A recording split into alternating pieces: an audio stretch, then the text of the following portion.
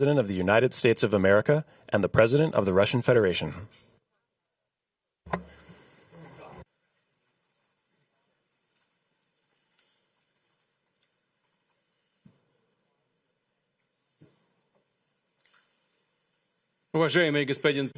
Mr. President, ladies and gentlemen, our negotiations have been held in a constructive atmosphere of mutual respect. We have very thorough negotiations that were quite useful. I would like to thank once again my American counterpart for the proposal to travel out here to Alaska. It only makes sense that we've met here because our countries, though separated by the oceans, are close neighbors.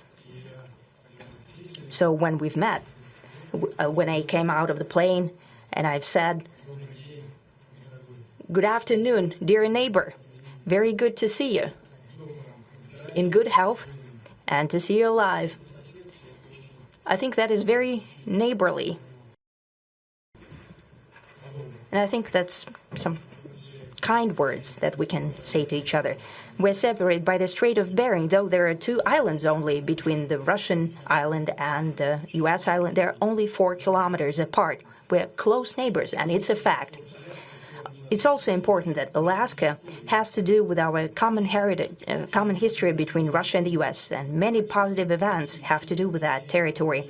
Still, there is tremendous cultural heritage back from the Russian America. For example, Orthodox churches and a lot of, more than 700 geographical names of Russian origin. During the Second World War, it was here in Alaska that was the origin of the legendary air bridge for the supply of military aircraft and other equipment under the Lend-Lease program. It was a dangerous and treacherous route over the vast emptiness of ice. However, the pilots of both countries did everything to bring closer the victory. They risked their lives and they gave it all for the common victory. I was just in the city of Magadan in Russia, and there is a memorial there dedicated to the Russian and the U.S. pilots.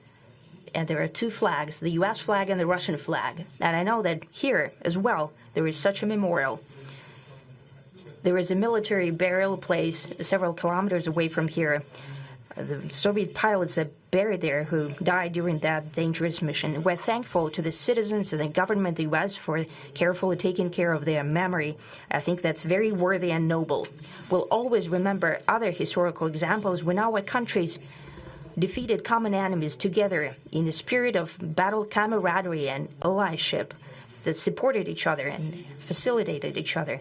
I'm sure that this heritage will help us rebuild and foster mutually beneficial and equal ties at this new stage, even during the hardest conditions. It is known that there have been no summits between Russia and the U.S. for 4 years, and that's a long time. This time was very hard for bilateral relations, and let's be frank, they have fallen to the lowest point since the Cold War. I think that's not benefiting our countries and the world as a whole. It is apparent that sooner or later we had to amend the situation to move on from the confrontation to dialogue. And in this case, a personal meeting between the heads of state has been long overdue, naturally under the condition of serious and painstaking work, and this work has been done in general. Me and President Trump have very good direct contact. We've spoken multiple times. We spoke frankly on the phone.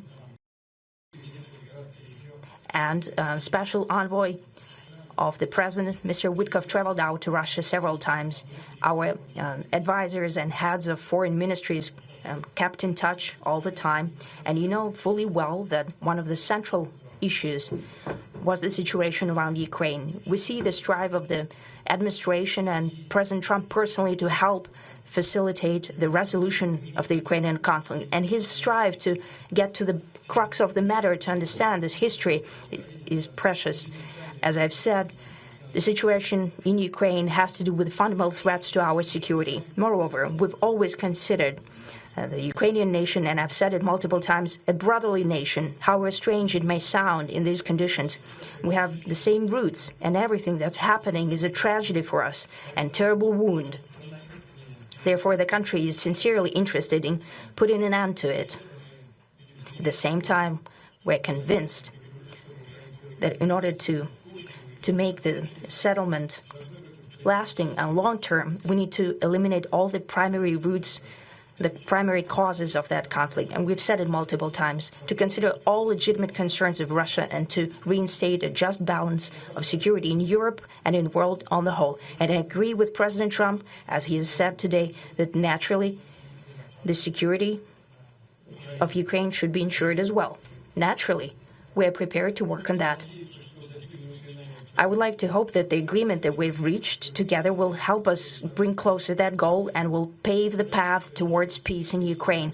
We expect that Kiev and European capitals will perceive that constructively and that they won't throw a wrench in the works.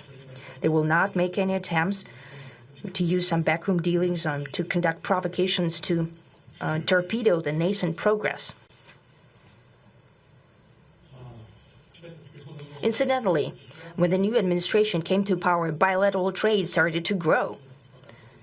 It's still very symbolic. Still, we have a growth of 20%. As I've said, we have a lot of dimensions for joint work. It is clear that the U.S. and Russian investment and business cooperation has tremendous potential. Russia and the U.S. can offer each other so much in trade, digital, high-tech, and in space exploration. We see that Arctic cooperation is also very possible, and our international context, for example, between the far east of Russia and the west coast of the U.S. Overall, it's very important for our countries to turn the page, to go back to cooperation. It is symbolic that not far away from here, at the border between Russia and the U.S., there was a so-called international date line. I think you can step over, literally, from yesterday into tomorrow. And I hope we'll succeed in that, in political sphere. I would like to thank President Trump for our joint work, for the well-wishing and trustworthy tone of our conversation. It's important that both sides are result-oriented, and we see that the President of the U.S. has a very clear idea of what he would like to achieve.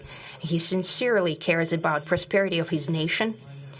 Still, he understands that Russia has its own national interests. I expect that today's agreements will be the starting point, not only for the solution of the Ukrainian issue, but also will help us bring back businesslike and pragmatic relations between Russia and the U.S. And in the end, I would like to add one more thing. I'd like to remind you that in 2022, during the last contact with the previous administration, I tried to convince my previous American colleague that the situation should not be brought to the point of no return when it would come to hostilities. And I said it quite directly back then that it's a big mistake. Today, when President Trump saying that if he was the president back then, there will be no war. And I'm quite sure that it would indeed be so. I can confirm that. I think that overall, me and President Trump have built a very good, businesslike, and trustworthy contact. And I have every reason to believe that moving down this path, we can come, and the sooner the better, to the end of the conflict in Ukraine. Thank you. Thank you. Well, thank you very much, Mr. President. That was very profound. And I will say that I believe we had a very productive meeting. There were many, many points that we agreed on, most of them, I would say, a couple of big ones that we haven't quite gotten there, but we've made some headway.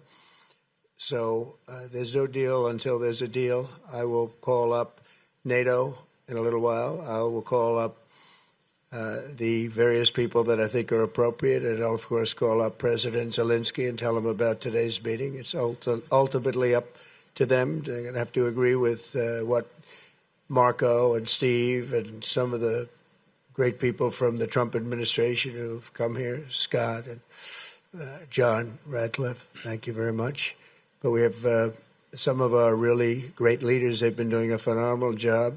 We also have some tremendous Russian business representatives here, and I think, everybody wants to deal with us. We've become the hottest country anywhere in the world in a very short period of time, and we look forward to that. We look forward to dealing. We're going to try and get this over with. We really made some great progress today. I've always had a fantastic relationship with President Putin, with Vladimir.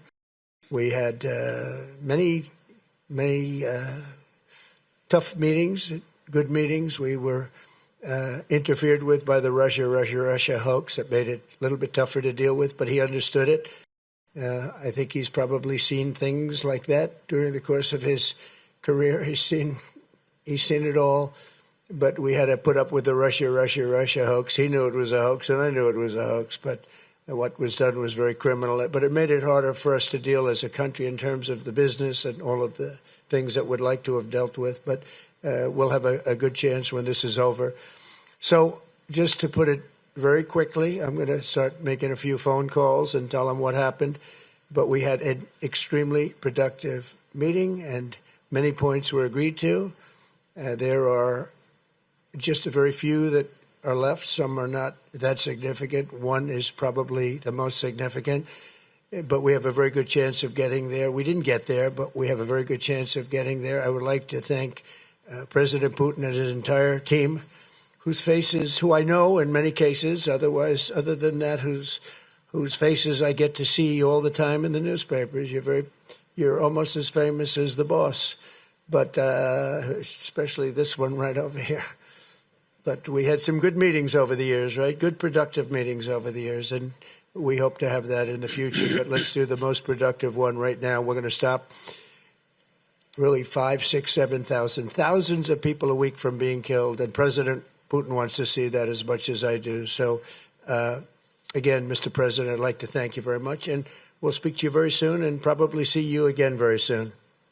Thank you very much, Vladimir. Next time in Moscow. Oh, that's an interesting one. I don't know. I'll get a little heat on that one, but I could see it possibly happening. Thank you very much, Vladimir. And thank you all. Thank you. Thank you. Thank you so much.